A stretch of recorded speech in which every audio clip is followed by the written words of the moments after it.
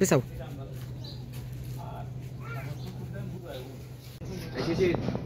ভিতরে কোনো বাচ্চাদের ছবি নেব না।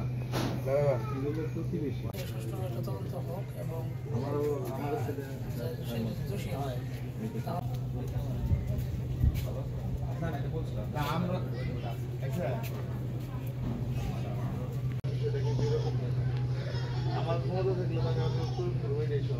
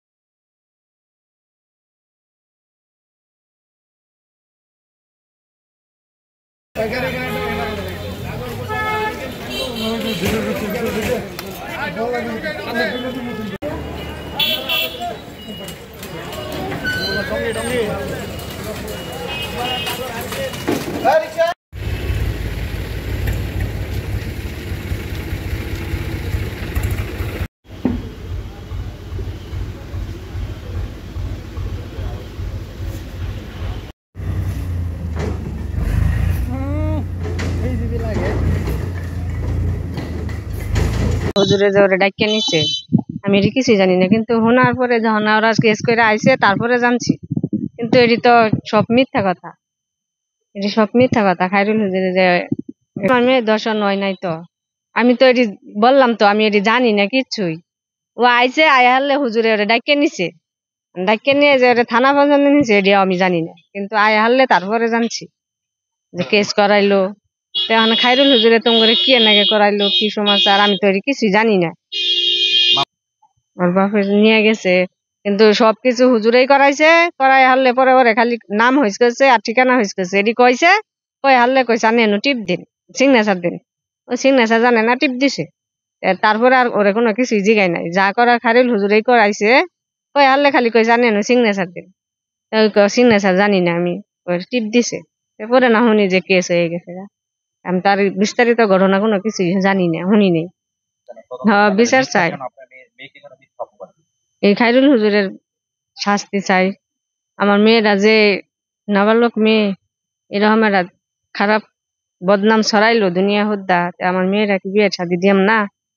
খায়রুল হুজুরের বিচার চাই। কেস কেস কইছে কেসে যাওয়ার আগে মামলা করতে যাওয়ার আগে সফা আমি চালামো, সাকুল্লা আমি চালামো এগুনি। আর আপনারে টেহাও দিমো, আপনি কেস করুন। আমি কেসে কোনো ব্যবসাও বুঝি না। আমি যা বুঝো না আমি বুঝবো। খায়রুল হুজুরে কয়েছে সব মিথ্যা। আমারে খায়রুল হুজুর কইছে আপনার মেয়েরে এই খায়রুল স্বামীন প্রধানে জামা খুলছে, ওই যে ফেলাটে নিছে, জামা খুলছে, পোশাক এই জামা খুলছে, পায়জামা খুলছে, গলা সুমা দিছে, সদাই খাওয়াইছে, খাওয়াইয়া এগুলো শিখাইছে। সব শিক্ষা, এটা সব মিথ্যা মামলা খায়রুল হুজুর করাইছে। আমারে যা আনা সাকলো খরচ আমি দিব, আপনার কিছু একটাও খরচ হবো না আপনার হুজুরে।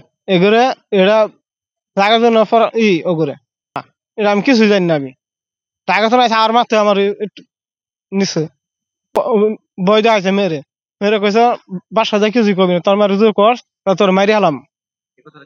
খায়রুল হুজুরে মাথা সাত পরে ওর শিক্ষাছে, ওই স্বামীনটা ফাঁসাই দিব। স্বামীনটা আমি মাদার করি রোজাল জরিনা বেগম মাদ্রাসা। আর স্বামীর সাথে কিছু হয়েছে না, মিথ্যা সব। খাইরুল সবের শিখাই দিছে। আর আর হ্যাঁ 3 জন আর লোক আছে,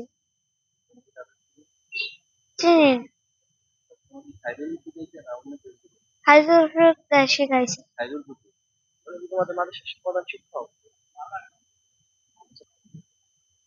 শিখাইছে তুই যদি না করস তাহলে তোরে মারা। আব্বুরে কইছিলাম, পরে আম্মুরে কয় না করছে হুজুরে খাইরুলে। আর কি বলেন, আর স্বামী আমার কাছে চাই নাই, সব মিথ্যা কথা।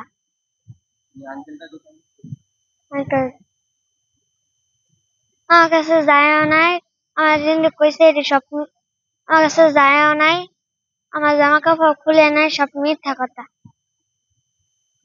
আমার হুজুরে কইছে বেদ দিয়ে আইছে, বেদ দিয়ে মারবো,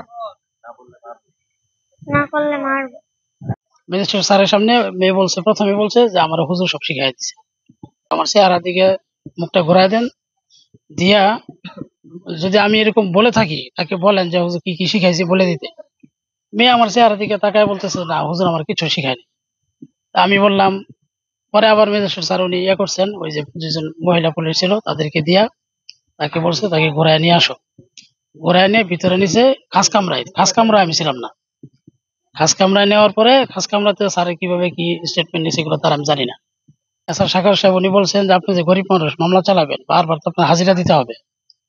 এটা শোনার পরে মহিলা ওই মেয়ের মা এমনিতেই ইয়ে হয়ে গেছে যে না আমি কি সংসার চালাবো নাকি মামলা করবো। রাত্রিবেলা তো যখন থানাতে গেছে তখন তো আমি মেয়ের সাথে যাই নাই, আমি তো তাদের সাথে থানাতেই যাই নাই। ওসি স্যার সাহেব যখন জিজ্ঞেস করছেন তখন তো থানাতে ছিল হইলো বাদী পক্ষ, আসামি পক্ষ আর বাদী পক্ষ তারা।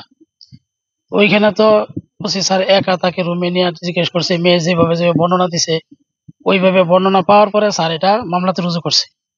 তা আমি যদি শিখাই দিতাম তার সাথে আমি থাকতে হইতো। একটা 9 বছরের মেয়েকে শিখাই দেয় এত জিনিস এভাবে বলা যায় না। আপনার সিগনেচার করতে পারে না। জিডি তো টিপসই দিয়েছে এবং ইয়া তো টিপসই দিয়েছে, উনি সিগনেচার করতে পারে না এই জন্য। আর প্রথম থেকে যখন এখানে হুমকি দেওয়া হয়েছে, হুমকি দেওয়ার পরেই মেয়ের মা বলতেছে যে এটা আমি এটার পক্ষে না।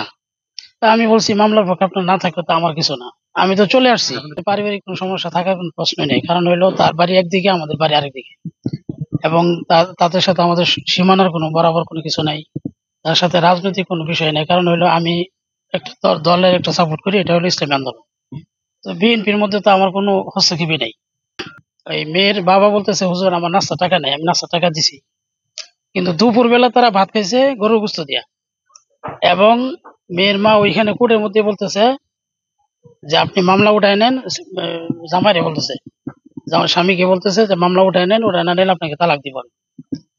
ফরেন্সিক বিভাগে কি করছে কিভাবে করছে এটা আমি জানি না। বাকি যে মামলাটা আমার বিরুদ্ধে হয়েছে, যে মিথ্যা মামলাটা, আমি প্রথম থেকে বলে আসতেছি যে এটা আমার বিরুদ্ধে ষড়যন্ত্রমূলক মামলা।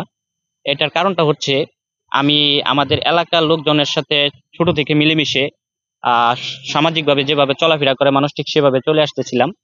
তো আমার আব্বার যে আরেকটা পরিবার আছে, যে আমার সৎ ভাই যাদেরকে বলা হয় 2-1 জন, তারা আসলে এটা ছোট থেকে আমাকে বিভিন্নভাবে নির্যাতন করতো। বিভিন্ন যে যে বাচ্চা মেয়েটা মানে জবানবন্দি দিছে বা সাক্ষাৎকার দিছে, এবং মেয়েটার বাবা, তারা অতি দরিদ্র মানুষ, গরিব মানুষ। তারা আপনার এই এই তাদেরকে হুমকি ভয়ভীতি দেখাইছে, দেখা হেরা 2 লাখ টাকার অফার দিছে, এবং মামলা চালানোর যা খরচ তা দিছে। এটার মধ্যে ওই যে খাইরুল যে একজন, উনি উনি এটার প্রথমত উনি এটা, তারপরে আমার 2-1 জন ভাই আছে যেমন শামসুল, তারপরে আমার এক বোন জামাই আছে, সৎ বোনের জামাই ওয়াসিম, আর হচ্ছে লুৎফর। তারা এই জিনিসটা আমার বিরুদ্ধে সাজিয়ে এই মিথ্যা ধর্ষণের মামলাটা আনছে। আমাকে সামাজিকভাবে হেয় প্রতিপন্ন করা, আমার সম্মান নষ্ট করা, এবং তারা রাজনৈতিকভাবে আমাকে যাতে বিভিন্ন জায়গায় আমি যাতে কোনো প্রোগ্রাম বা কারোর সাথে সখ্যতা না করতে পারি, সেটা নষ্ট করাই হচ্ছে তাদের মূলত এই মামলাটা, মিথ্যা মামলাটা দেওয়া। এই রিপোর্টটার মধ্যে এইরকম ধর্ষণের কোনো আলামত পাওয়া যায় নাই। শহীদ তাজউদ্দিন মেডিকেল থেকে যে রিপোর্টটা দিয়েছে, সেই মেডিকেলটা আপনার ধর্ষণের কোনো আলামত নাই। এখন আমি চাই আমার যে মান সম্মান হারানো, যে মান সম্মানটা আমার গেছে, এই মান সম্মানটা যারা নষ্ট করছে, এবং এই যে গরিব ভুক্তভোগী একটা অসহায় মেয়েকে, ছোট মেয়েকে দেয়া এবং মেয়ের বাবাকে দেয়া বিভিন্ন ধরনের বয়বত্তি দেখে টাকার অফার দেওয়া যেটা করছে, যারা করছে, আমি তাদের দৃষ্টান্তমূলক শাস্তি চাচ্ছি। আমার যে সম্মান গেছে, এই সম্মানটা আমি দেশ ও জাতির কাছে আমি আমার সম্মানটা ফিরে পেতে চাই। আপনি জানেন যে মাধবকুলা, যেটা 22শে অক্টোবর 2025-এ একটা ঘটনা ঘটে, সেটা 10 বছরের একজন শিশু, তার বাবা একটা অভিযোগ থানায় এসে দায়ের করে, অভিযোগের প্রেক্ষিতে আমাদের এখানে একটা নিয়মিত মামলা হয়। মামলার পরিপ্রেক্ষিতে ভিকটিমকে আপনার শহীদ তাজউদ্দিন মেডিকেল কলেজে পাঠানো হয়, সেখানে মেডিকেল সম্পন্ন হয় এবং ভিকটিম বিজ্ঞ আদালতে তার জবানবন্দি প্রদান করে। সেই ক্ষেত্রে শহীদ তাজউদ্দিন মেডিকেল কলেজ থেকে পরীক্ষা নিরীক্ষা শেষে যে সোয়াব প্রেরণ করে, সেটা ডিএনএর জন্য প্রেরণ করা হয় ঢাকা। এই ডিএনএ রিপোর্ট প্রাপ্তির সাপেক্ষে আপনার যাচাই বাছাই পূর্বক পরবর্তীতে এই মামলাটি নিষ্পত্তি করা হবে। আমরা এটা ডিএনএ রিপোর্ট পাইনি, তবে যেটা মেডিকেল একটা রিপোর্ট আমরা পেয়েছি, মেডিকেল রিপোর্ট থেকে যে সোয়াবটা ঢাকায় প্রেরণ করা হয়েছে সেই রিপোর্টটা এখনো পাওয়া যায়নি। এটা পেলে পরবর্তীতে দেখা যাবে যে আসলে এটার ঘটনাটা কি, তখন আমরা এটা বলতে পারবো। আমরা এটা মামলাটি যেহেতু তদন্তাধীন রয়েছে, আমাদের বাদী বা বিবাদী তাদের উভয়ের বক্তব্য আমরা শুনেছি। শোনার পর আমরা আমাদের যে তদন্ত সেটা অব্যাহত আছে। তদন্ত যতক্ষণ পর্যন্ত সমাপ্তি না হবে ততক্ষণ পর্যন্ত এটা বলা সম্ভব হবে না।